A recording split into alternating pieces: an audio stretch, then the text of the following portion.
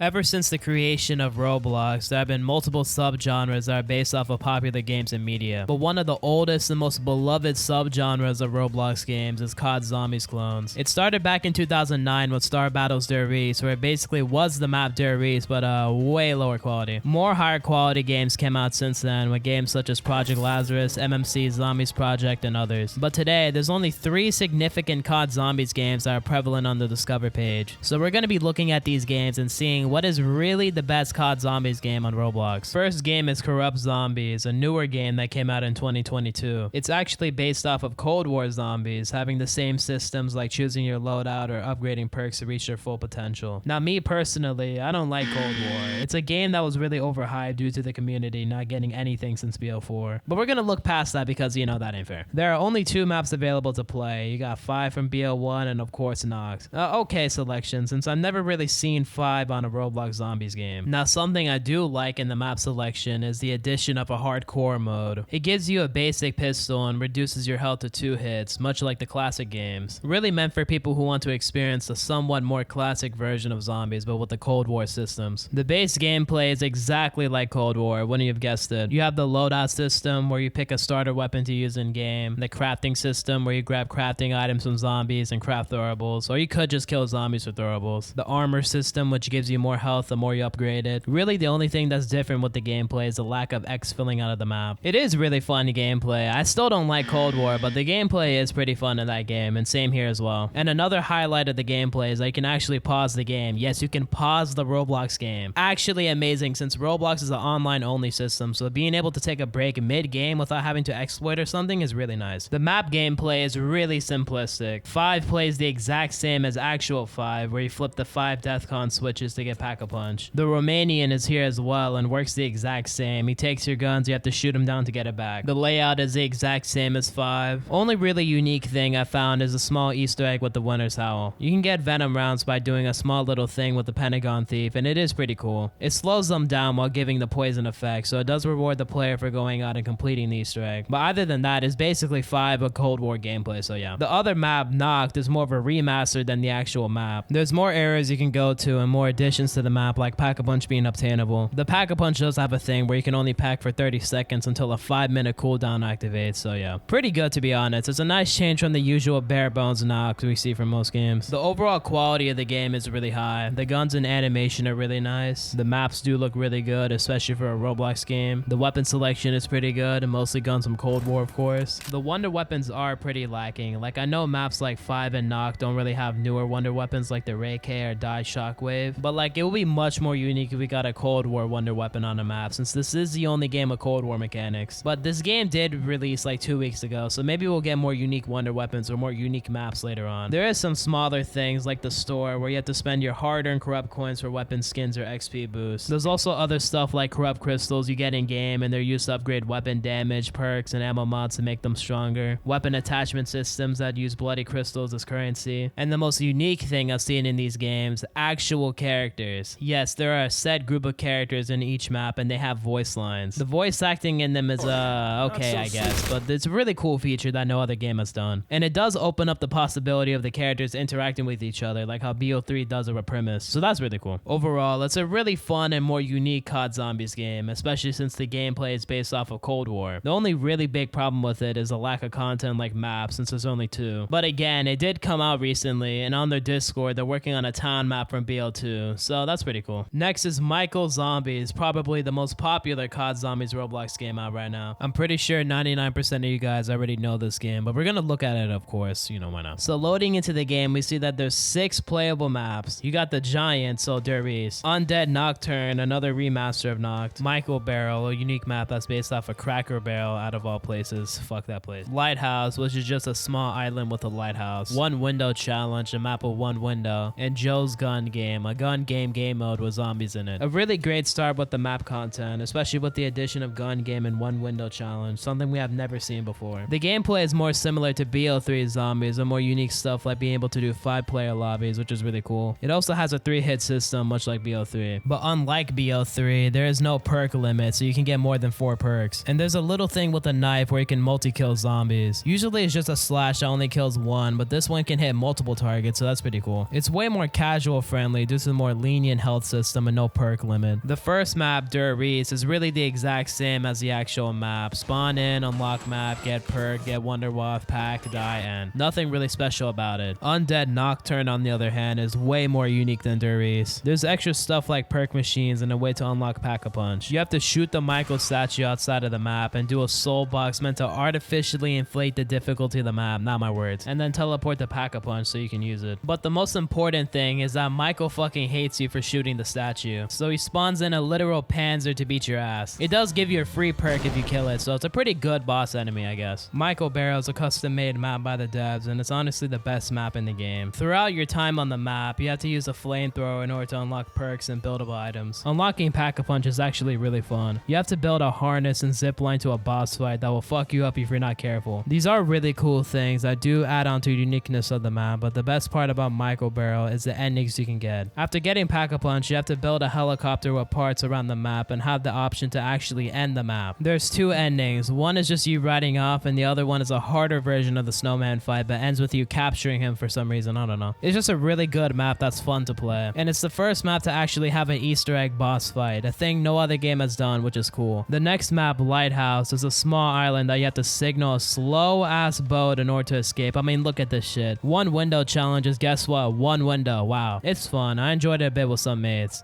Yo, how can you be this shit at the game, bro? Like, actually, how can you be this shit at the game? Like, actually.